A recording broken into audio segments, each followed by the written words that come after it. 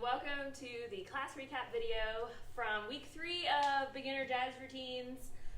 But this is week 1 if you're joining us for Jitterbug Stroll. So it's our first night of doing the Jitterbug Stroll. And so I'm actually filming this before class, so this is kind of about what I think we're going to get through tonight. And my plan is to do the first 2 phrases, there are 4 total phrases, and give you some homework to prep you for the 3rd phrase. So we start off the routine, an 8 and 1, right?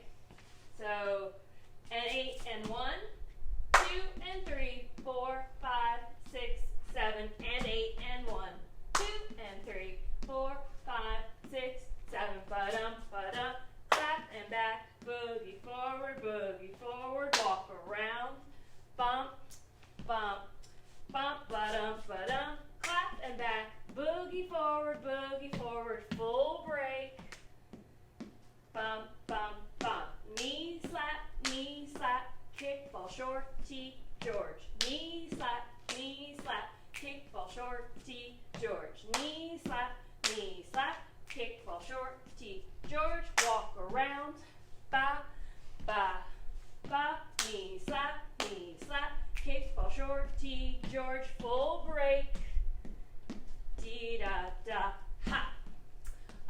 So homework. My plan for your homework is we're going to talk about Suzy Q's because they play a big part in phrase 3, and I'll just make next week a lot easier. Suzy Q's are basically, I'll turn to the side so you see a little bit better. My right foot is in front, my left foot is behind. The foot that's in front has the weight in the heel, the foot that's behind has the weight in the ball, like the front part of the shoe. And all we're going to do is walk to the side. Do, do. Things to think about is we're going to get low, whatever low means for you. Right? So bent legs, sinking your seat down, and just walk to the side, moving every beat. Right? And we can do that to both sides. So we can have the left foot in front, the right foot behind, and we can walk to the side. This routine has a little bit of a finicky transition that I think is kind of like riding a bike where you're kind of like, I don't know how it works. And then you can do it and you're like, it just works. But you basically jump into it on and 8. And 8. 1, 2, 3, 4, 5, 6, 7, and 8. 1, 2, 3, 4, 5, 6, 7, and 8. So you got this ba-dum. And I find actually the hardest one is just getting from the full break into that correctly. Suzy Q styling, right? So we talked about that really Suzy Q is just walking to the side. What makes it look cool is that every time my back leg steps out, I rotate my legs open. And every time my front leg steps across, I close my knees. So open, close, but you're still just taking steps. Step, step, step to the side. Step, step, step, step, step, step. I'll turn around so you see it from the front. Step, step, step, step, step, step. And this is where having your weight in different parts of your feet is helpful.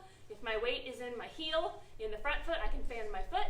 And if my weight is in the ball of the back leg, as it should be, I can create this opening and closing motion reasonably easy once you get the feel for it. But it can feel kind of funky. So I recommend if you're going to practice this styling, to practice it in shoes that allow you to slide and on a floor that is smooth. So obviously we're doing outdoor jazz right now because of COVID. We're dancing on a parking lot. So in class, please feel free to just mark it by just walking to the side because we don't want you to wrench your joints trying to create twisting action on concrete. But when you're at home, working on your Suzy Q's, see if you can give this open-close action because that's what makes it look super duper cool. But we'll work on that 3rd phrase next week. And thank you in advance.